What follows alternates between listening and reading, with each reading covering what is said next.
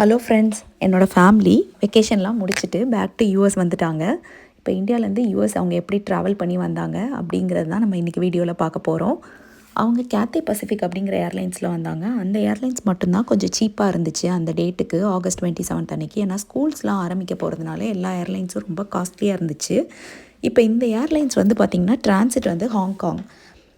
இது வந்து நம்ம சென்னை ஏர்போர்ட்டு, அங்கே தான் ஸ்டார்ட் பண்ணி போட் பண்ணியிருக்காங்க. அங்கே போட் பண்ணுற இடத்துக்கிட்டேயே வந்து அடையார் ஆனந்த பவன்லாம் இருக்குது அப்படின்னு சொல்லிட்டு இருந்தார் என் ஹஸ்பண்டு.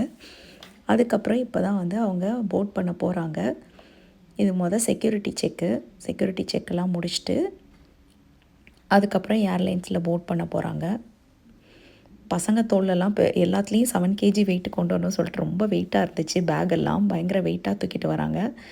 இதுதான் வந்து கேத்தே பசிஃபிக் ஏர்லைன்ஸு. இதில் வந்து 333 அந்த மாதிரி சீட் இருந்துச்சு அப்படின்னு சொல்லிட்டுருந்தாங்க.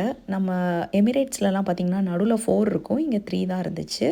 அப்புறம் ஃபுட்டு வந்து ஃபஸ்ட்டு ஃப்ளைட்டில் வந்து அந்தளவுக்கு நல்லா இல்லை அப்படி சொல்லிகிட்டு இருந்தாங்க. ஏன்னா பன்னு அப்புறம் ஃப்ரூட்ஸு அந்த மாதிரி தான் கொடுத்தாங்க அப்படின்னு சொன்னாங்க. இப்போ இது வந்து ஹாங்காங் ஏர்போர்ட்டுக்கு வந்து இறங்கிட்டாங்க. அங்கே வந்து இவங்களுக்கு 3 hours டிரான்சிட் இருந்துச்சு. நான் கூட சொல்லிகிட்டு இருந்தேன், ஒரு 9 hours அந்த மாதிரி டிரான்சிட் இருந்தால் ஹாங்காங்கை சுற்றி பார்த்துட்டு வந்துருங்க அப்படின்னு சொல்லிட்டு இருந்தேன். பட் ஆனால் வந்து இது வந்து 3 hours தான் டிரான்சிட் இருந்துச்சு. அதனால் வெளியிலலாம் எங்கேயும் போக முடியலை. கரெக்டாக டிரான்சிட் ஆகி அடுத்த ஃப்ளைட் பிடிக்கிறதுக்கு தான் கரெக்டாக இருந்துச்சு. அதனால் கொஞ்ச நேரம் அப்படியே வந்து ஹாங்காங் ஏர்போர்ட்டை வந்து சுற்றி பார்த்துட்டு இருந்துருக்குறாங்க. எல்லா ஊர் ஏர்போர்ட்டும் கிட்டத்தட்ட ஒரே மாதிரி தான் இருக்கும். ஒரு பெரிய டிஃப்ரென்ஸ்லாம் எதுவும் இருக்காது.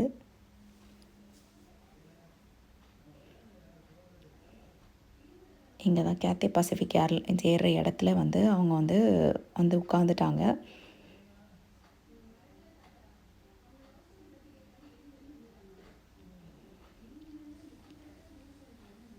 இப்போ ஃப்ளைட்டை போட் பண்ணிட்டாங்க. இந்த பேக் தான் ரொம்ப பயங்கர வெயிட்டாக இருந்தது போல் இருக்குது. பசங்களுக்கெல்லாம் தூக்குறதுக்கே கொஞ்சம் கஷ்டப்பட்டு டயர்டாக வந்தாங்க.